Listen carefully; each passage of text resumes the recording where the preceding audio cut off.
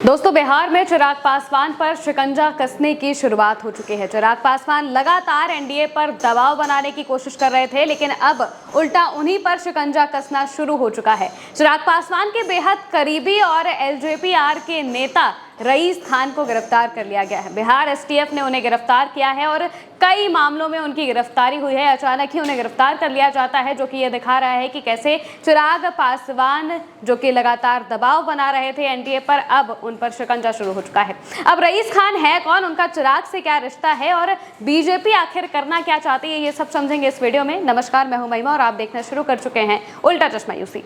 तो दोस्तों, सबसे पहले रईस खान के बारे में बात करते हैं।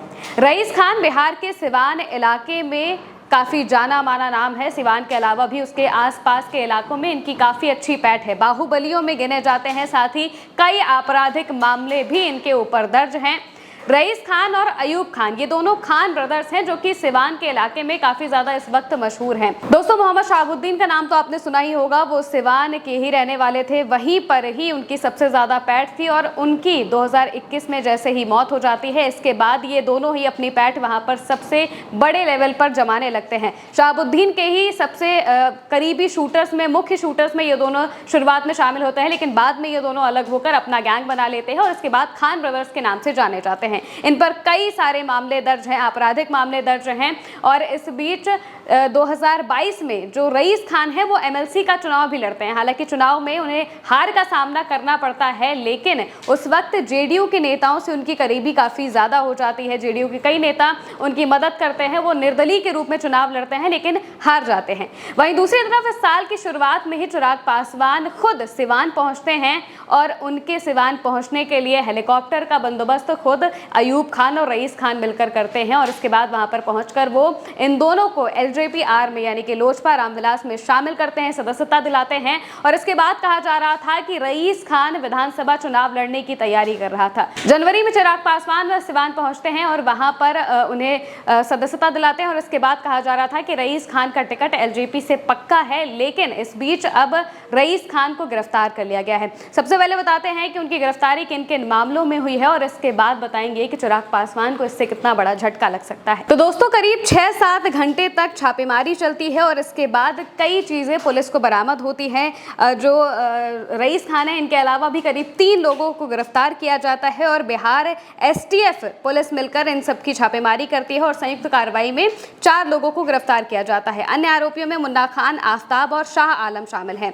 और इसके अलावा जो डीआईजी नीलेश कुमार हैं, उनका कहना है कि गुप्त सूचना के आधार पर इन्हें आपराधिक तत्व इकट्ठा करके इन्हें गिरफ्तार किया गया है और एसटीएफ की छापेमारी शुरू होती है और इसके बाद इन लोगों को गिरफ्तार किया जाता है। इनके पास से 1 देसी कट्टा, मादक पदार्थ, 10 mobile, 2 walkie talkie device, 1 bullet proof jacket, 6 4 पहिया वाहन, 1 बाइक और 2 चाकू जब्त किए जाते हैं और इसके अलावा भी कई सारी ऐसी चीजें हैं जो जब्त की जाती हैं। अब रईस खान पर आपराधिक मामलों की अगर बात करें तो रईस खान पर करीब 52 से ज्यादा गंभीर आपराधिक मामले दर्ज हैं। इनमें हत्या, डकैती और अपहरण जैसे कई ऐसे मामले हैं जो कि इनके नाम पर दर्ज हैं, अलग अलग थानों में, अलग अलग जगहों पर। और इसी वजह से कई बार रईस खान की अगर बात करें तो वो बिहार की टॉप 10 मोस्ट वांटेड की लिस्ट में भी शामिल रह चुके हैं। 2 बार इनके ऊपर बिहार पुलिस की तरफ से इनाम भी रखा गया था और अब वो लोजपा रामविलास में शामिल हो चुके थे। बिहार विधानसभा चुनाव लड़ने की तैयारी कर रहे थे, लेकिन अब जो देखा जाए तो उन्हें गिरफ्तार कर लिया गया था और ये एलजेपी के लिए, चिराग पासवान के लिए एक बहुत बड़ा सेटबैक हो सकता है। और इसी वजह से पूरी रणनीति के तहत ऐसे वक्त पर उन्हें गिरफ्तार किया गया है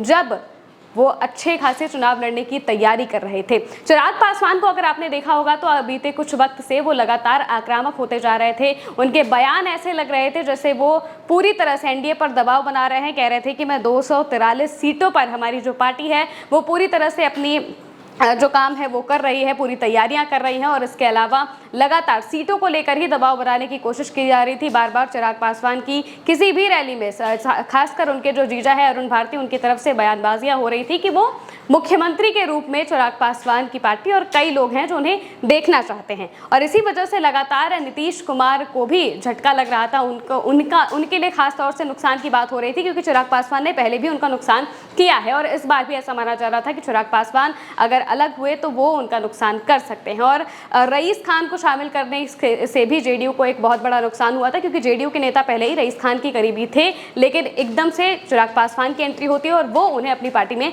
शामिल करवा लेते हैं। और इसके बाद यही लग रहा था कि विधानसभा चुनाव में वो टिकट देंगे, क्योंकि सिवान में मुस्लिम वोटर्स को एक तरीके से पकड़ने के लिए, उन पर पैड जमाने के लिए सबसे अच्छा तरीका था रईस खान और अयूब खान को टिकट देना। और इसी वजह से जो चिराग पासवान है उन्होंने टिकट दिया। लेकिन अब एक तरीके से कहा जाए तो सीधा चिराग पासवान पर शिकंजा कसने की तैयारी कर ली गई है, ताकि वो इस वक्त काबू में आ जाएं, क्योंकि लगातार जिस तरीके से उनकी बयानबाजियां चल रही थी, इससे नीतीश कुमार सबसे ज़्यादा परेशानी में आ गए थे। वहीं दूसरी तरफ एनडीए को लेकर भी लगातार बिहार में जो बातें हैं वो चलने लगी थी। अब देखना होगा कि आखिर इससे चिराग पासवान किस तरीके से पार निकल पाते हैं, वो अपनी आगे की रणनीति क्या सोचते हैं। फिलहाल के लिए मेरे साथ इस खबर में इतना ही। आप देखते रहिए उल्टा चश्मा यूसी।